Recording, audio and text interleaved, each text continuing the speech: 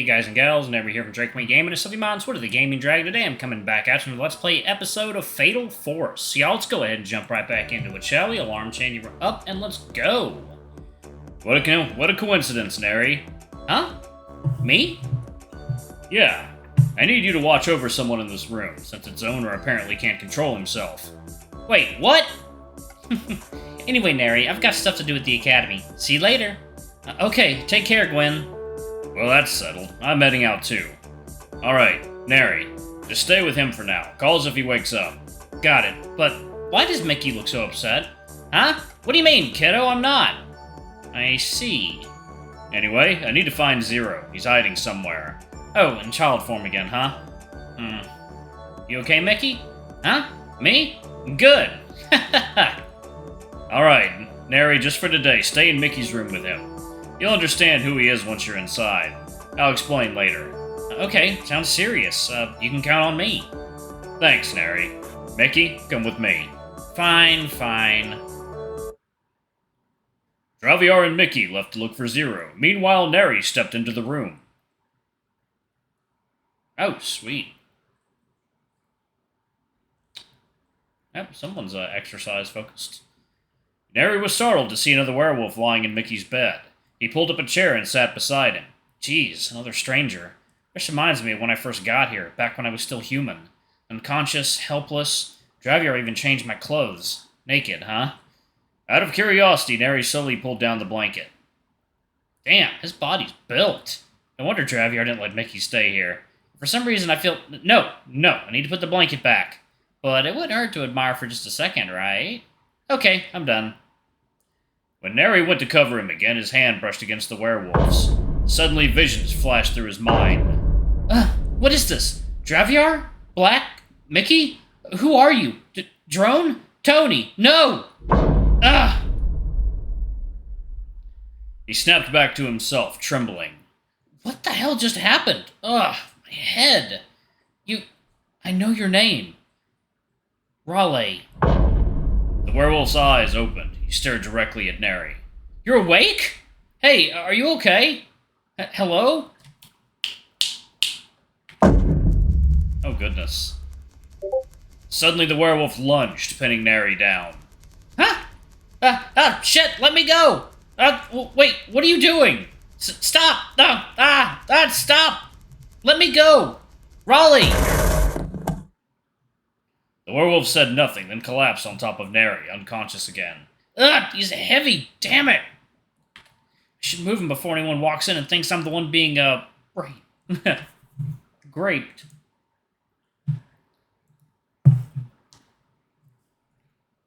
I like grapes, but I don't like grape. Great, how I'm overthinking. I really need help. Narry keeps watching the new wolf, while the others search the building for Zearu. It's kind of hard not to keep watch when he's laying directly on top of you. Draveyar and Mickey struggle to find the little wolf. He's always been a master of disguise, able to vanish into the shape of any object. Even with their sharp noses, neither of them can pick up his scent. Finally, Draveyar decides they should split up. Mickey searches one side.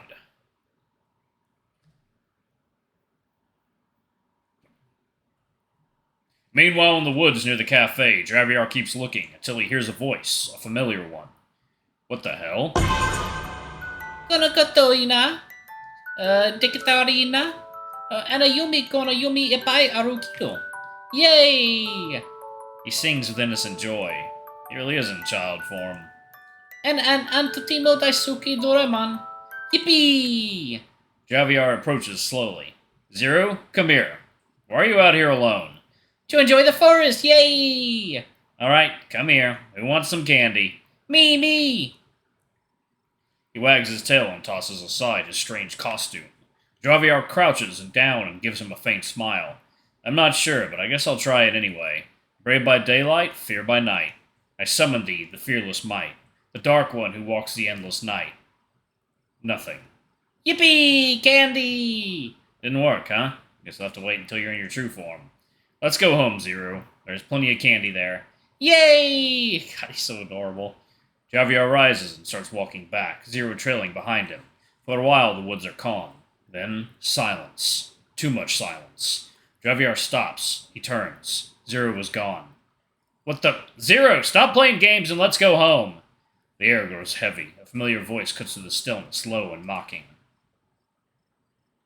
That was pathetic, Draveyar. You'll have to do better than that. Draveyar whirls around and freezes. An adult form of Zearu stands behind him. Zeatrix? How many times have I told you not to call me that? Keep it up, and I won't even look your way no matter what sweets you bribe me with. Fine. But you owe me answers. Let's talk somewhere else. Oh, no need. We can talk right here. No one can hear us, not even that furball with the sharp ears. I've already sealed this place. His grin twists, sinister. You were waiting for this moment. Of course. Your wish enchantment. It's already begun to take effect. Draveyar stiffens. A shadow of memory stirs in him. Something he wished for. Something that could cost everything.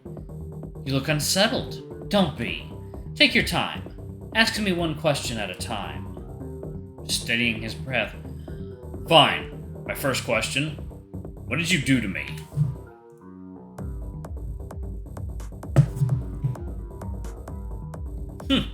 You'll have to be more specific. I've done a lot to you, Draveyar. I mean the Dreamcatcher. You looked into my memories with Narry. Why? Oh, that. You'd better be ready for the answer. I am.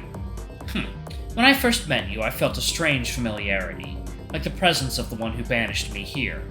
Your father, Draveyar. Draveyar's eyes widen. My father? I've never even met him.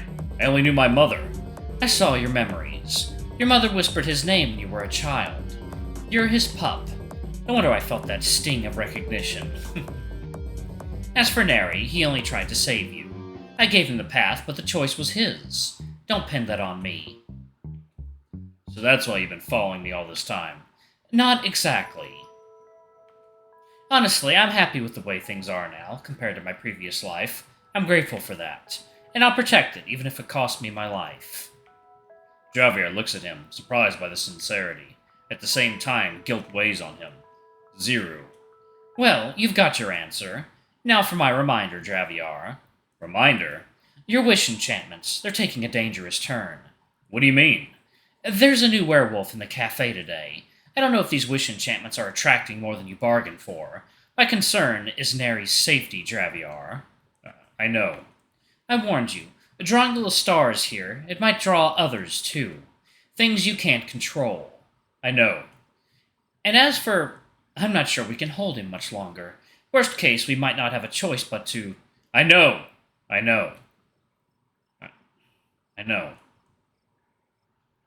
Jeez. You really do remind me of your father. He banished me here, but in his own way, he was trying to save me.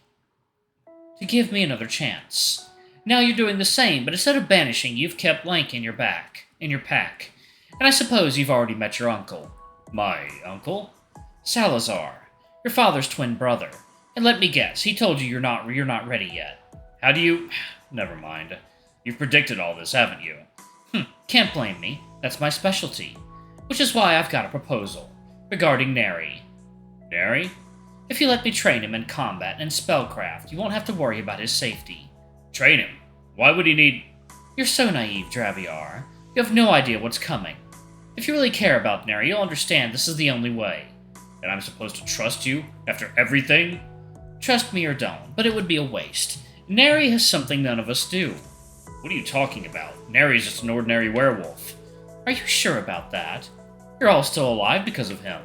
Because of his ability. The hell do you mean? Alright, straight to the point. Narry might have the ability to control time. Control time? Exactly, that's why he needs training. Power like that will attract other beings, the kind who will kill to take it for themselves. If you want him safe, this is the only choice.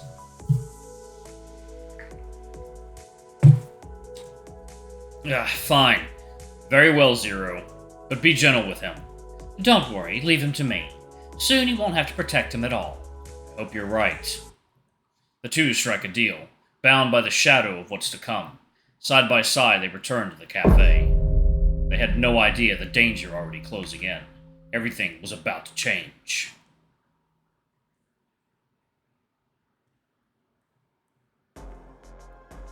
Vatican City, Rome, a forgotten corner of the human world.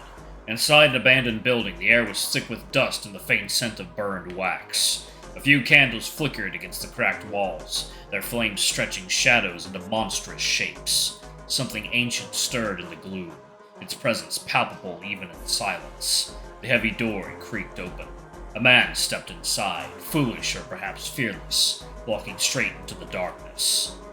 "My lord," Rodolfo said, lowering his head. His voice carried a tremor of respect. "Rodolfo Alviz, forgive me for disturbing your rest. But everything is ready. The stage is set." From the shadows a voice answered, low, rasping, heavy with age and menace. "It seems I've been asleep far too long. A nightmare without end. At last, I can begin my revenge. The suffering they gave me will be returned tenfold." Rodolfo hesitated, then allowed himself a half-smile. "Understood, but my lord, forgive me for saying this. Your words sound like something out of a cheap telenovela. Predictable, cringe even." The darkness seemed to tighten. A low chuckle rumbled. Your tongue is still sharp, Rodolfo, even for a human who dares to wear the skin of a wolf." Rodolfo bowed deeper. "Forgive my rudeness, Lord Darage. Not the skin of a wolf, but we called it werewolf." "Doesn't matter." The figure moved, rising from his place of rest. The light revealed what he truly was. An enormous beast cloaked in black fur, eyes burning with red pupils. A mask of bone and steel hid his mouth. His presence filled the room. "A beast man. There's something I need you to fetch." "What would you have me bring?" "A dog. Any dog, so long as it's not purebred." Rodolfo frowned at the strange request, but did not question it. Alright, I'm going to go ahead and pause it right there. Thank you all so much for watching. Don't forget to like, comment, subscribe, ring that notification bell, and check out our Patreon or YouTube memberships if you can. It always helps. Anyway, I love you all, and I'll see y'all in the next video. Bye-bye!